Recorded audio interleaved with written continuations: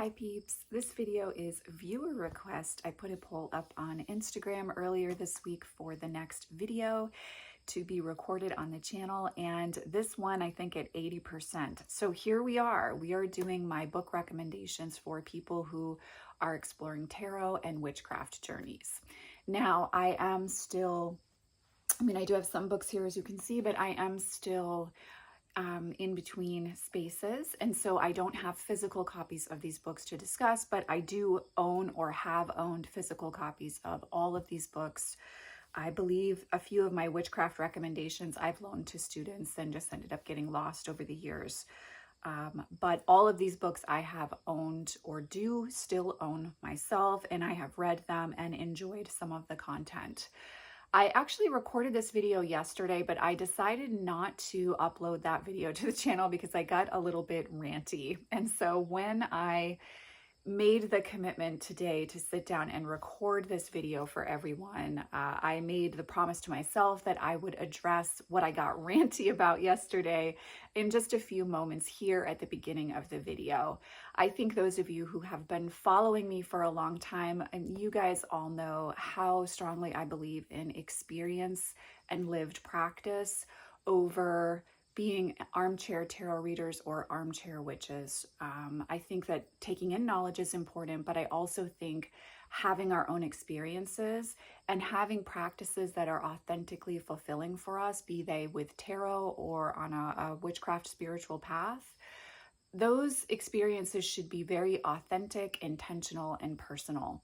And so I am not someone who reads a great deal of books on witchcraft and tarot. I have a few very strong foundations, and then from there, I have built through personal practice and experience, and that includes trial and error, which is what I got ranty about in the other recording for this, because the point is not to be perfect at something. The point is to explore, to try, to fail, to succeed.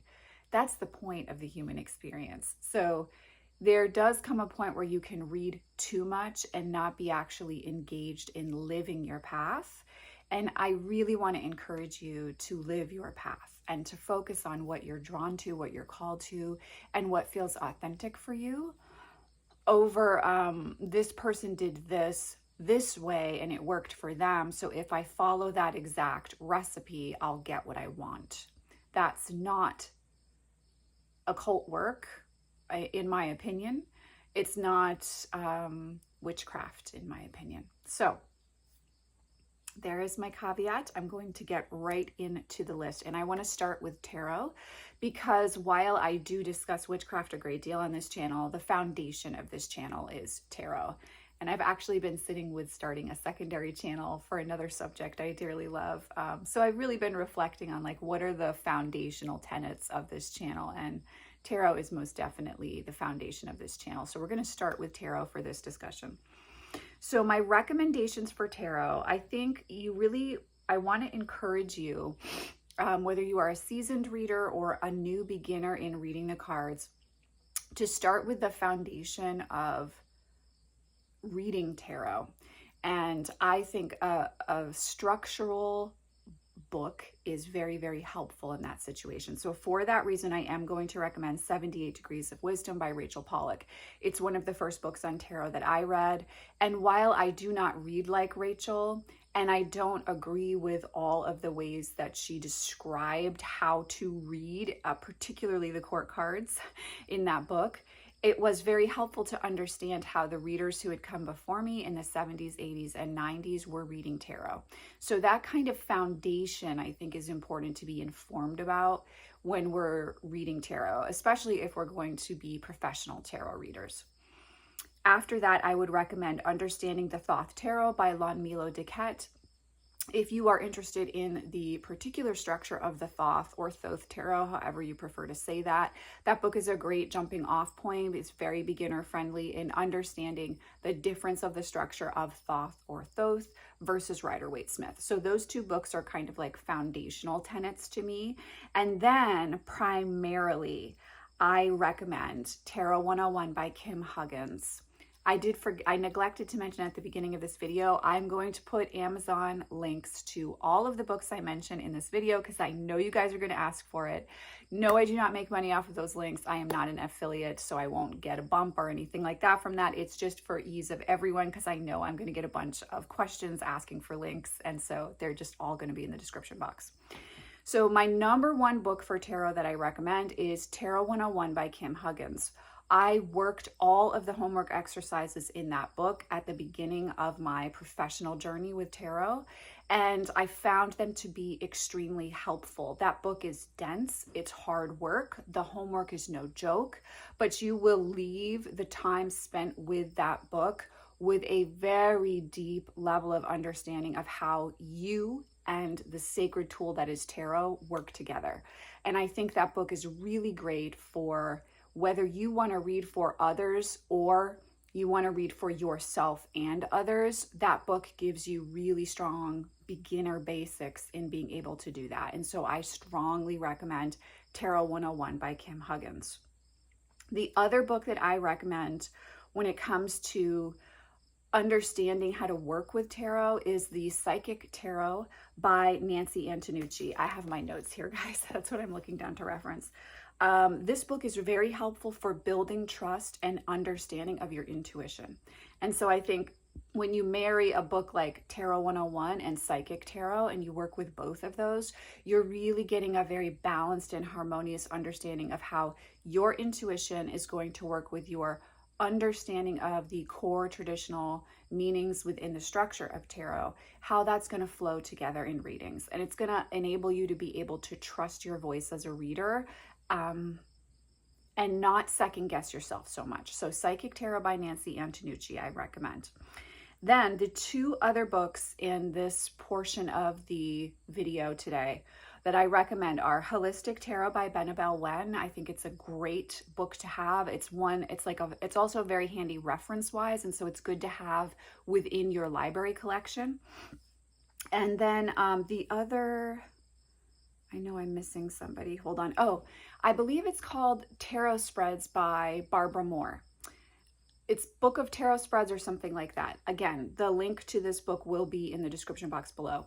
That book is very helpful if you want to, especially if you want to be reading for yourself. It gives you basic structure of set tarot spreads to work with. Now, those of you who have worked with me personally know that I'm an intuitive spread person, but set spreads have a time and a place within all of our journeys, whether we typically read set or intuitive spreads.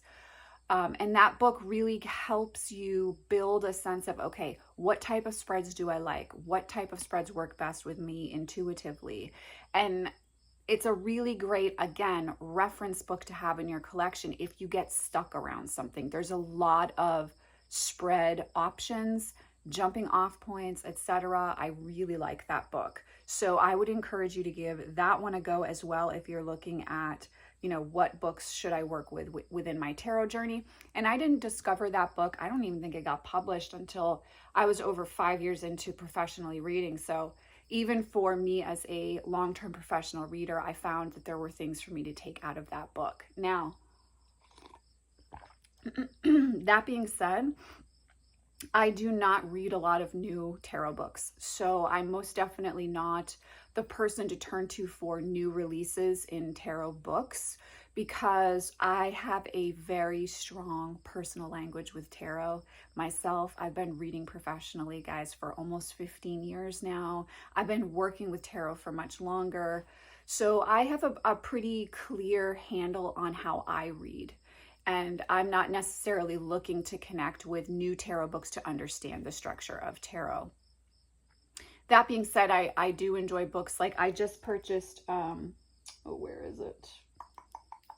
Oh, I think it's on the other side. The Angels and Archangels book, which I have in a recent book haul on the channel. And there are some references there to the traditional structure of tarot for angelic energy.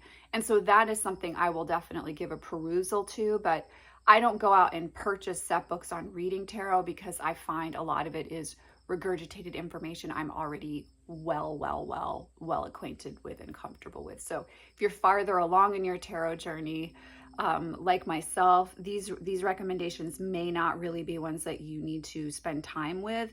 Although I do think Tarot 101 and Psychic Tarot are books you can come back to the exercises with over time for sure. Okay, so now I want to move into the witchcraft field.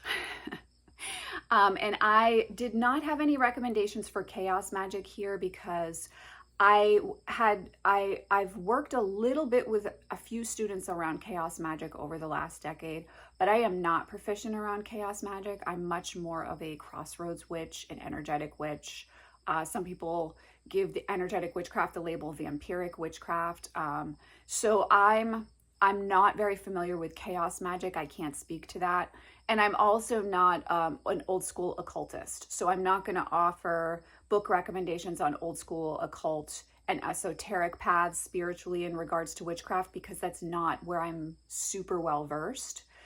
I will also say, as a caveat here to the witchcraft portion of my book recommendations, that I am a solitary witch. I speak to solitary witches on my channel, and even the Sabbath work and moon cycle work that I do with groups of witches, we are all solitary witches for the most part, or coven practitioners, but we're coming together as a group of solitary practitioners to observe the Wheel of the Year. So I cannot speak to traditional structured religious witchcraft orders, and they do not call to me. So I don't really have an interest in my free time to read about Gardnerian witchcraft, let's say.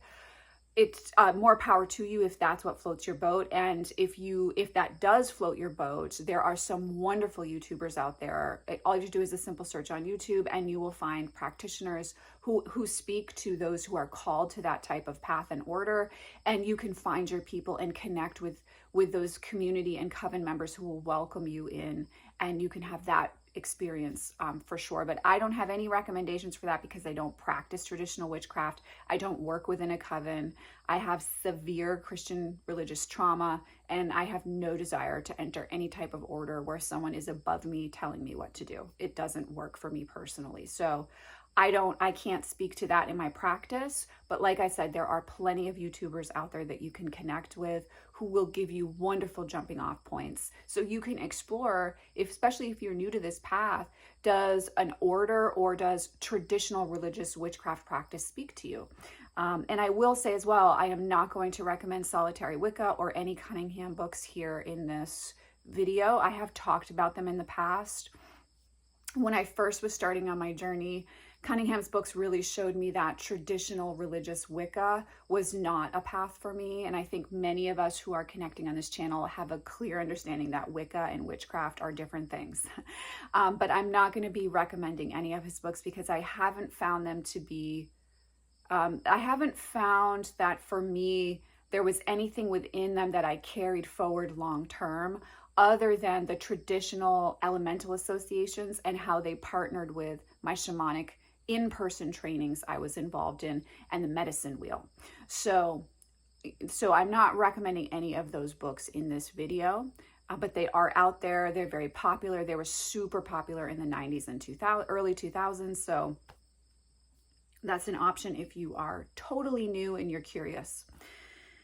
What I will recommend are Christopher Penczak's Inner Temple of Witchcraft and Outer Temple of Witchcraft. I found both of those books to be very helpful in my solitary practice when I was starting out as a witch in wanting to understand the foundational structures of ritual practice.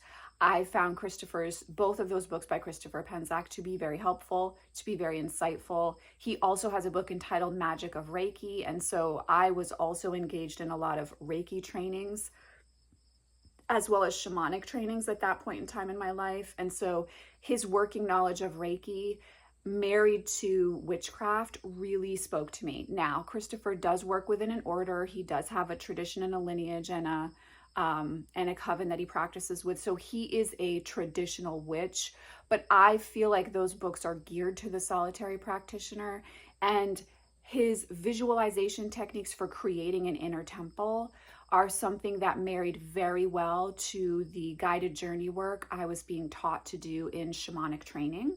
And I love the combination of those two when it comes to building relationship with deity, with other realms, other entities, and stepping into safe astral travel as witches. So I do think there's knowledge and jumping off points within those two books.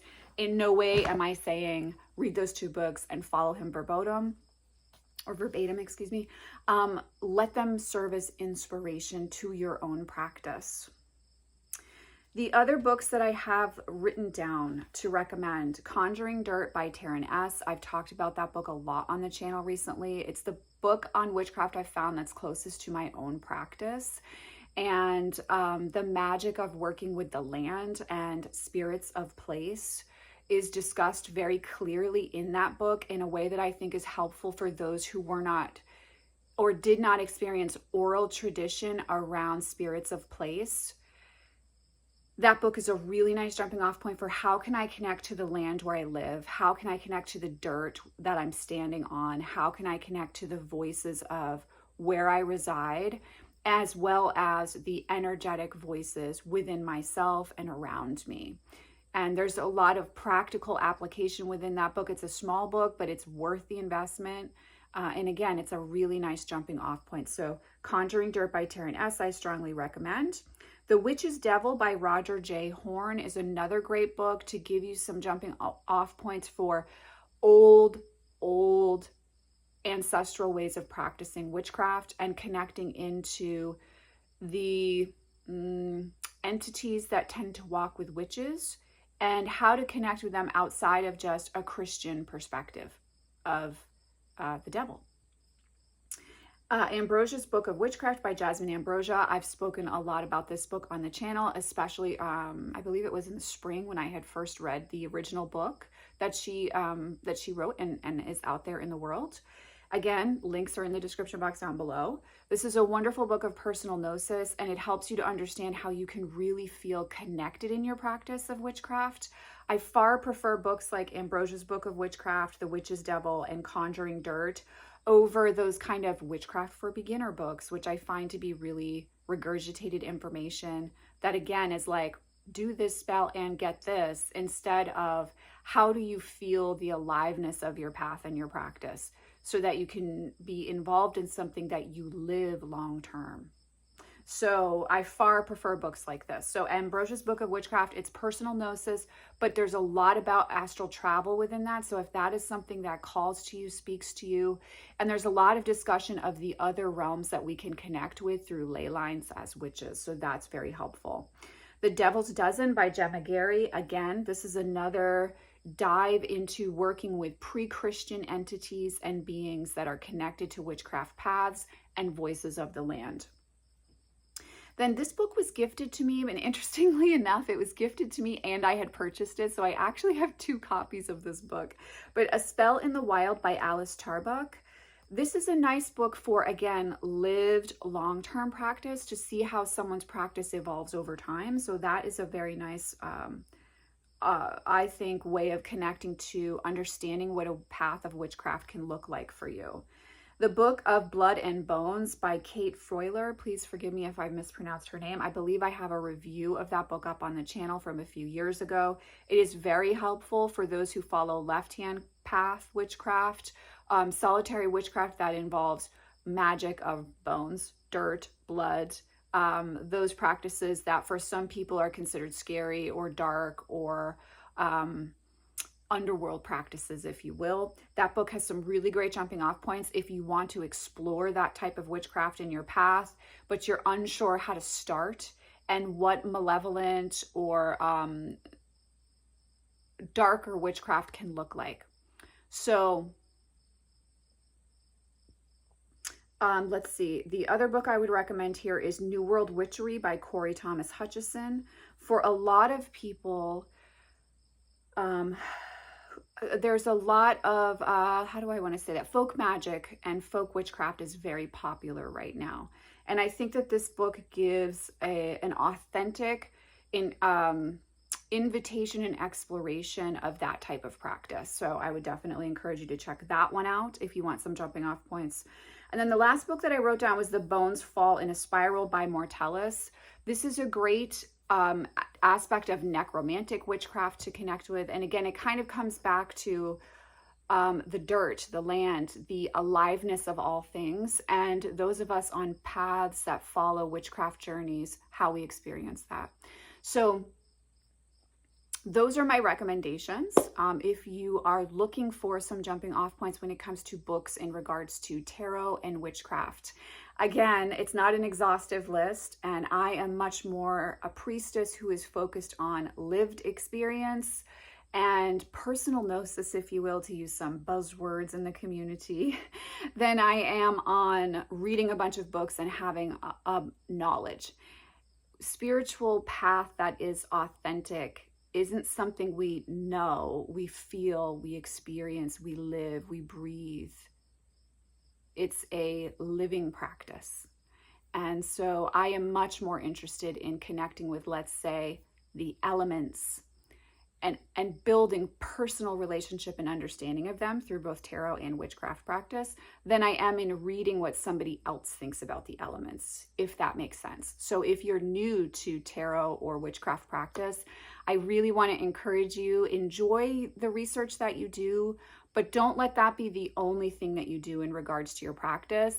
Get out there and give things a try. Trial and error. It's what life is about. It's how you're going to grow. It's how you're really going to feel your practice.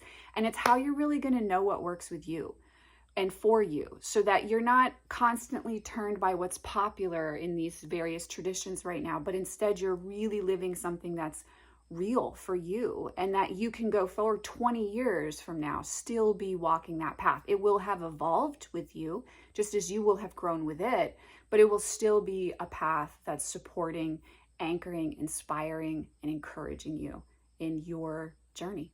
So I hope you found this video helpful. It was fascinating to put this together. Like I said, I actually scrapped the first video, which I very rarely do, because you guys know, analog life, I'm terrible at editing. Usually I just turn the camera on and go, and that's it. That's what you guys get. But I hope that these recommendations help those of you who requested this video. I am sending you guys, as always, oceans of love, and I will, of course, see you in the next video. Take care.